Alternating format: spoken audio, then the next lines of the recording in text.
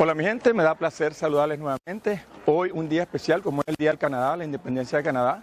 Primeramente quiero darle gracias a George, mi amigo, que tuvo la gentileza de prestarme su cámara y su equipo de sonido para yo poder hacer y continuar haciendo lo que me da tanta pasión hacer por la comunidad. Gracias George.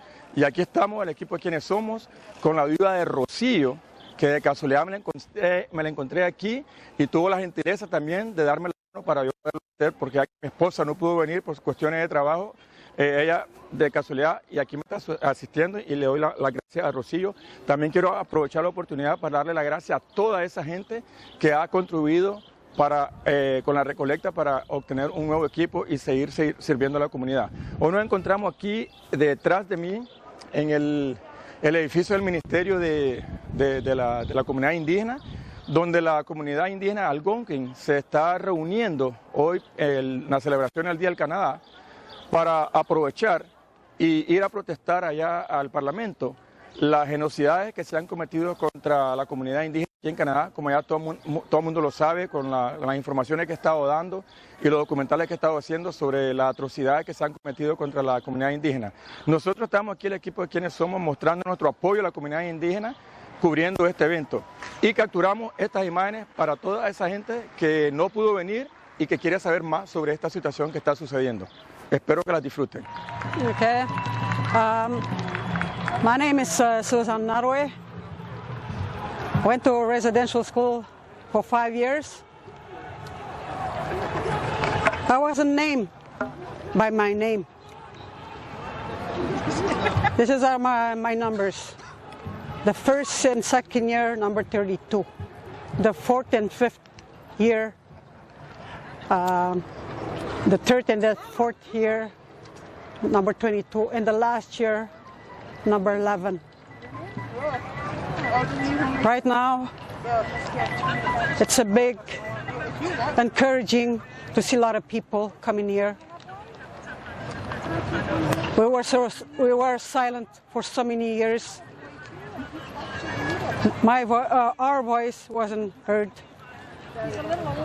It was very painful. I wasn't allowed to cry, so I cried when they found 215 children. Never cried so much in my life. I have scars from the beatings. I have scars in my back. So I'm going to carry this for the rest of my life. It's very painful to see my ex-husband too, and my children were trying to, they tried very hard. My surroundings, everybody was there to bring me up again. All I see is I was in the dark, so came out not too long ago. I saw a lot of stuff in there. For 5 years, all I saw is violence. But we have to go on. The first day of school, right away the beating, because I couldn't understand. Even my number, when they ask me, when they tell me to come forward, I got the beating, been washed, the hot shower, what we still call it, because it was very hot, the shower. Trying to get out, we can't do it. We have to use a brush to try to scrape the dark skin. If not, that was none. They used to do it, it was worse. I went through a lot. We went through a lot. Never talked this to my father and my mother. Not too long ago, in 2004 and 2005, that's when we started to talk about it. And our dad couldn't listen. He took the door because he was so much in pain. He says, how come you guys never tell anything? Because we were too happy to see you. We just want to put it aside. How I survived the residential school is, imagine a child saying, tomorrow is another day. Tomorrow is another day. for 5 years. And this, to see all the people, the supporting us, the support that we have from everybody, I'm grateful. Miigwech, merci, thank you. Okay. Hola, hermana, hermano, abuela, and abuelo. Hi. I don't speak very much Spanish, but I can speak English. Today we're Canada is supposed to be celebrating Canada Day. During the recent development of the residential school findings were then covered 1,535 bodies in a few residential schools. I was part of the Truth and Reconciliation agenda, and I thought everybody was on a level when they spoke about it. Turns out they weren't on a level. I spoke to the priest before the Truth and Reconciliation, and I invited him to listen to my statement. And I used 5 elements, which is used at the United Nations on genocide. Genocide consists of killing, outright killing the Indian within, sterilization, the residential school, and starvation. These were applied to us when they say they conquered North America. But we didn't know. We understood the starvation and sterilization. But killing children, you never understood why. There was over 100 million Native Americans on Turtle Island. Now we're barely a million.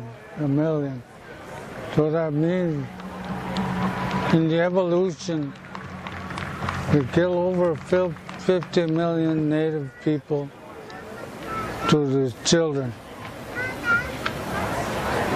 That's why we're left in the middle. Canada has dirty hand. Canada is a genocidal country, along with the U.S. and the foreign government that implement their laws in South America. Soon there will be a prophecy fulfilled, which is the eagle and the condor. And when the natives will unite, things are going to happen. Like right now, the death of those children are uniting the community, are uniting the nation. So I've been asked why I came here to celebrate and to commemorate the Indigenous people of Canada. And there's a lot for me to say about this, but I'll keep it short. As a Black person, being displaced here in Canada, having my African descendants being displaced, I have a lot of shared pain with the people, the Indigenous people of Canada. I cried this morning, thinking about the pain that they went through, that I can relate to, that my family and my ancestors can relate to, and it's not right. There's so much shame in this country that they call Canada.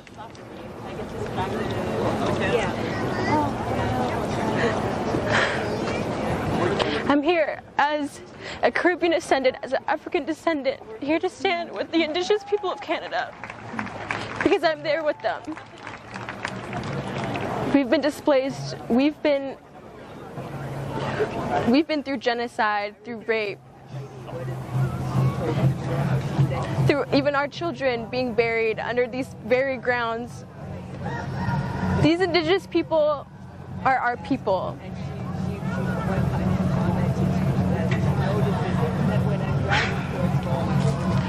Yeah, I'm here to show my love and my support.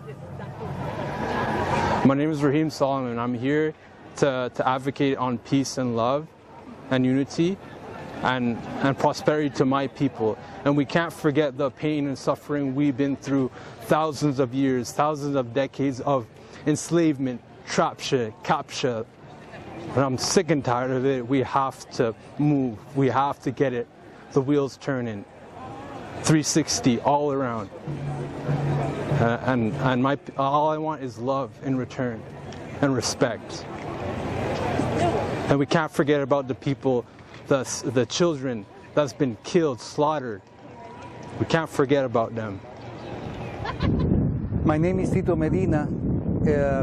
I'm one of the elders of the Maya and Mestizo Council of Guatemala and Central America.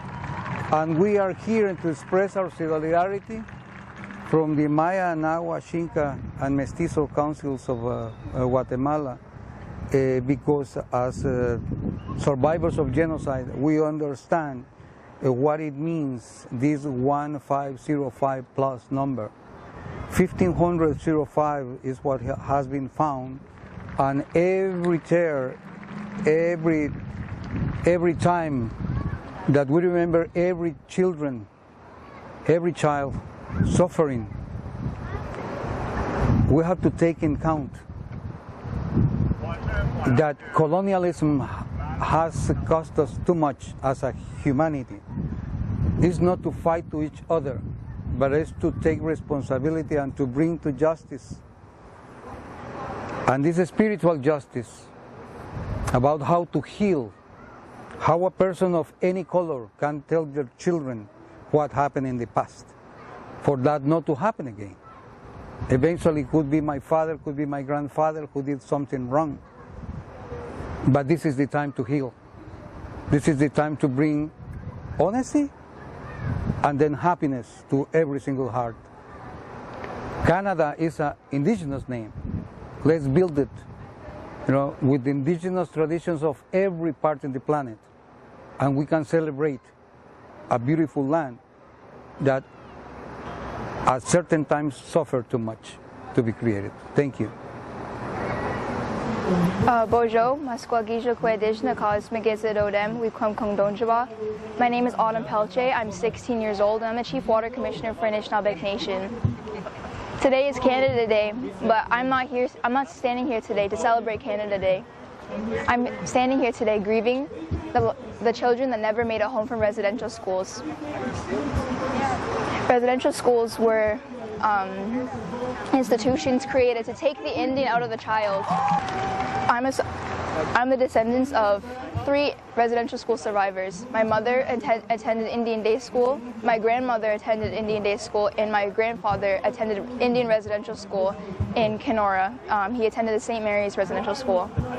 And the stories that I hear are the stories that also are very closely similar to a lot of other people that survive residential school. Very horrific, they're terrible, everyone is made to believe that residential schools were made to better the lives of First Nations children, but really it was very bad, and I'm going to say they ruined the lives of First Nations children. And everywhere from sexual abuse, emotional abuse, mental abuse, physical abuse, pretty much everything you can name. I'm standing here today as an Indigenous person who did not get the Indian taken out of them. Por primera vez en casi 33 años que tengo de vivir en la región de Ottawa y Gaineau, Ottawa no se vistió de rojo y blanco, que representa el color de la bandera canadiense.